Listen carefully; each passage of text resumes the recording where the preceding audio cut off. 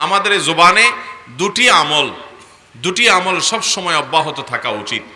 আপনি যদি একজন সফল ইমানদার হতে চান, আপনি যদি আপনার আখিরাতের বিজনেসে অনেক বেশি লাভবান হতে চান, দুটি আমল আপনার মুখে সব সময় যত বেশি সম্ভব আপনি চালু রাখবেন, অব্যাহত রাখবেন। একজন সাহাবী নবী করিম সাল্লাল্লাহু আলাইহি সাল্লামের কাছে এসে জিজ্ঞাসা করলেন, ইয়া রাসূলুল্লাহ, কিয়ামত কবে হবে? কিয়ামত কবে হবে? নবীজি সাল্লাল্লাহু আলাইহি সাল্লাম বলেন, মাদা আদাত্তা লাহা, কিয়ামত কবে হবে এর উত্তর পরে নিও, আগে বলো তুমি কিয়ামতের জন্য কি প্রস্তুতি নিছো। কিয়ামত যখন হবে আল্লাহর সামনে পেশ করার মতো তোমার কাছে কি আছে?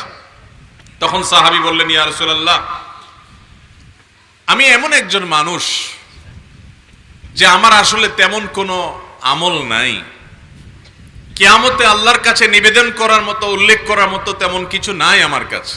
তবে একটা জিনিস আমার কাছে আছে, তা হলো আমি আল্লাহকে এবং তার রাসূলকে অনেক বেশি ভালোবাসি। এই আমলটা আমার মধ্যে আছে। আল্লাহ আমাকে এই জিনিসটা দিয়েছেন যে আমি আল্লাহ নবীকে, আল্লাহকে অনেক বেশি ভালোবাসি। তখন নবী করিম সাল্লাল্লাহু আলাইহি সাল্লাম বলেছেন, আনতা মা মান আহবাবত, তুমি যাকে ভালোবাসো, তুমি যাকে পছন্দ করো, তুমি তার সাথেই থাকবে এবং তার সাথেই তুমি একত্রিত হবে। বর্ণনাকারী সাহাবী বলেন, নবী করিম সাল্লাল্লাহু আলাইহি সাল্লামের এই কথা শোনার পর আমরা এত আনন্দিত হয়েছি যে এছাড়া অন্য কোনো কথায়, অন্য কোনো কারণে আমরা আর কোনোদিন এত বেশি আনন্দিত হই নাই। কারণ ওই সাহাবী বলছেন যে আমি নবীজি সাল্লাল্লাহু আলাইহি সাল্লামকে ভালোবাসি, আবু বকর রাদিয়াল্লাহু তাআলাকে ভালোবাসি, ওমর রাদিয়াল্লাহু তাআলাকে ভালোবাসি, কিন্তু তাদের মতো অনুরূপ আমল আমি তো করতে পারি না, কিন্তু তাদেরকে ভালোবাসি, চেষ্টা করি তাদের অনুকরণ করার। আর এর বিনিময়ে যদি জান্নাত শুধু নয় বরং জান্নাতে তাদের কাছাকাছি থাকা যায়, তাহলে এটা তো সোনার উপর সোহাগা। এজন্য আমরা নবীজি সাল্লাল্লাহু আলাইহি সাল্লামের সুসংবাদ শুনে এত খুশি হয়েছি, অন্য কোন সংবাদে আমরা এত খুশি কখনো হই নাই। মুহতারাম হাজরিন, তাহলে নবী করিম সাল্লাল্লাহু আলাইহি সাল্লামের ভালোবাসা যার মধ্যে যত বেশি হবে, আল্লাহ রাব্বুল আলামিন তাকে নবী করিম সাল্লাল্লাহু আলাইহি সাল্লামের তত নৈকট্য অর্জন করে জান্নাতে তার কাছাকাছি থাকার তৌফিক দান করবেন ইনশাআল্লাহ। নবী করিম সাল্লাল্লাহু আলাইহি সাল্লামের সুপারিশ ছাড়া আমাদের উপায় কি আছে বলেন? বিশেষ করে আমরা যারা নিজেদেরকে ঈমানদার দাবি করি, অথচ আমাদের দ্বারা অনেক গুনাহের কাজ হয়, অনেক কবিরা গুনাহ হয়, আমরা হয়তো আল্লাহর কাছে মাফ চাই, কিন্তু মাফ হয়েছে কিনা আমরা তো জানি না। এগুলোর জন্য আল্লাহ রাব্বুল আলামিনের কাছে কিয়ামতের ময়দানে মাগফিরাতের জন্য নবী করিম সাল্লাল্লাহু আলাইহি সাল্লামের সুপারিশ হলো আমাদের অনেক বড় একটা ভরসার জায়গা, যে তিনি যদি আল্লাহর কাছে সুপারিশ করেন, তার সুপারিশ আল্লাহ তাআলা ফিরিয়ে দিবেন না, তার সুপারিশ আল্লাহ গ্রহণ করবেন। এই জন্য নবীর সুপারিশ ছাড়া তো উপায় থাকতে পারে না, তার সুপারিশের কাঙ্গাল তো ইমানদারকে অবশ্যই থাকতে হবে। নবী করিম সাল্লাল্লাহু আলাইহি সাল্লামের সুপারিশ কিভাবে লাভ করবেন, কি আমল করলে লাভ করবেন? নাম্বার 1, ঈমান থাকলে।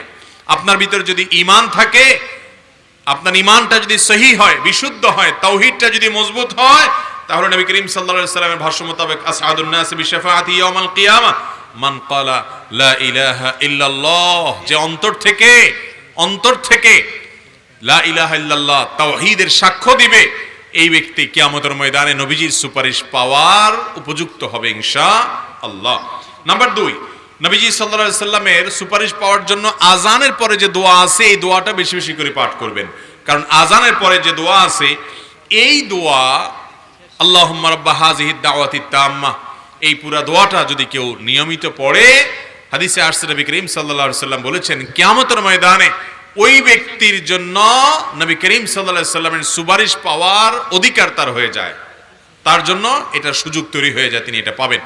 নাম্বার 3 নম্বর আমল হলো, মদিনা শহরে কেউ যদি বসবাস করতে গিয়ে কষ্ট হয়, মদিনায় অনেক গরম, অনেকের শরীরে সহ্য হয় না, বিশেষ করে হিজরতের পরে মক্কা থেকে যে সাহাবীরা মদিনায় হিজরত করে আসছিলেন, তাদের অসুস্থ হয়ে গেছেন, অনেকে পেটের পীড়া আক্রান্ত হয়ে গেছেন, কারণ মদিনার পরিবেশটা তাদের সাথে শুট করছিল না। তো এই অবস্থায়ও তারা সবর করেছেন। যদি মদিনায় কেউ কষ্ট করে বসবাস করে, এখন তো বসবাস করলে বরং আরো আরাম, তারপরেও কিছু কষ্ট হয় যে শীতের সময় শীত বেশি, গরমের সময় গরম বেশি, এই সব উপেক্ষা করে যদি কেউ মদিনায় বসবাস করে এবং তার যদি মৃত্যু হয়, নবী করিম সাল্লাল্লাহু আলাইহি সাল্লাম বলেছেন যে তার জন্য আমি কিয়ামতের দিন সুপারিশ করব ইনশাআল্লাহ। 4 নম্বর আমল হলো বেশি বেশি সিজদা করা, বেশি বেশি সালাত আদায় করা। এটাও নবী করিম সাল্লাল্লাহু আলাইহি সাল্লামের সুপারিশ পাওয়ার জন্য অনেক বড় সহায়ক একটা আমল হবে। বেশি বেশি নবী সাল্লাল্লাহু আলাইহি সাল্লামের প্রতি দুরূদ পাঠ করলেও নবীজির সুপারিশ পাওয়া সহজ হবে। তিরমিজির হাদিসে আসছে নবী করিম সাল্লাল্লাহু আলাইহি সাল্লাম বলেছেন, আওলান নাস বি ইয়াউমাল কিয়ামাহ আকসারুহুম আলাইয়া সালাতা। কিয়ামতের দিন, ভয়াবহতম দিনে লোকদের মধ্যে ওই লোক আমার সবচেয়ে কাছাকাছি থাকবে, আমার সবচেয়ে নিকটে থাকবে, আমার কাছে সবচেয়ে উত্তম মানুষ হবে ওই লোকগুলো যারা দুনিয়াতে বেশি বেশি আমার প্রতি সালাত সালাম পেশ করেছে, নিবেদন করেছে। এই জন্য ভাইরা আমার, দুরুদ এমন একটা আমল, এটা যত বেশি করতে পারবো তত বেশি কল্যাণ, দুনিয়ারও কল্যাণ, আখিরাতেরও কল্যাণ। আমাদের এই জবানে দুটি আমল সব সময় অব্যাহত থাকা উচিত। আপনি যদি একজন সফল ইমানদার হতে চান, আপনি যদি আপনার আখিরাতের বিজনেসে অনেক বেশি লাভবান হতে চান, দুটি আমল আপনার মুখে সব সময় যত বেশি সম্ভব আপনি চালু রাখবেন, অব্যাহত রাখবেন। তার একটি হলো ইস্তেগফার, আরেকটি হলো নবী করিম সাল্লাল্লাহু আলাইহি সাল্লামের প্রতি দুরূদ। বেশি বেশি আস্তাগফিরুল্লাহ ওয়া আতুবু ইলাইহি, বেশি বেশি আল্লাহুম্মা সাল্লি আলা মুহাম্মদ ওয়া আলা আলি মুহাম্মদ। এই দুটি আমল দিয়ে আপনার জবানকে সবসময় আপনি তরতাজা রাখবেন। এছাড়াও সুবহানাল্লাহ, আলহামদুলিল্লাহ, আল্লাহু আকবার, আরো যে সমস্ত আজকার আছে সেগুলো তো করবেনই, কিন্তু এই দুইটা দুনিয়া এবং আখিরাত উভয় জগৎকে আলোকিত করে। জান্নাতে কিয়ামতের ভয়াবহতম দিনে, যেদিন নবী করিম সাল্লাল্লাহু আলাইহি সাল্লামের কাছে ঘেঁষতে পারা কপালের ব্যাপার হবে ভাই, সেদিন আপনার আমার প্রিয় নবী সাল্লাল্লাহু আলাইহি সাল্লামের প্রিয় পাত্র হতে পারবো, আমরা তার নৈকট্য অর্জন করতে পারবো বেশি বেশি দরুদ পড়ার মাধ্যমে। এই জন্য ভাইরা, উঠতে বসতে চলতে ফিরতে অবসর সময় বেশি বেশি দরুদ পড়বো তো ইনশাআল্লাহ। আল্লাহ আমাদের সবাইকে তৌফিক দান করুন। তাহলে এই পাঁচটা আমল আমরা করতে পারি। এক নম্বর, আবারও বলছি, ঈমানটাকে মজবুত করা, তাওহীদকে ঠিক রাখা, এটা হলো প্রথম শর্ত, পূর্ব শর্ত। দুই নম্বর হলো আজানের পর দোয়া পড়া। আজানের পর দোয়া যখন বেশি বেশি পড়বেন, নিয়মিত পড়বেন, আল্লাহুম্মা রাব্বা হাযিহিদ দাওয়াতিত তাম্মা, এই দোয়া, তো নবীজির সুপারিশ পাওয়া সহজ হবে। তিন নম্বর হলো মদিনাতে বসবাস করতে গিয়ে কষ্ট হলে, সে কষ্ট সহ্য করলে এবং তাতে কারো মৃত্যু হলে তিনি নবীজির সুপারিশ পাবেন ইনশাআল্লাহ। চার নম্বর হলো বেশি বেশি সিজদা দিলে, এক সাহাবীকে নবী সাল্লাল্লাহু আলাইহি ওয়াসাল্লাম এমনটি বলেছেন, বেশি বেশি সিজদা এবং সালাত আদায় করলে তার সুপারিশ পাওয়া যাবে।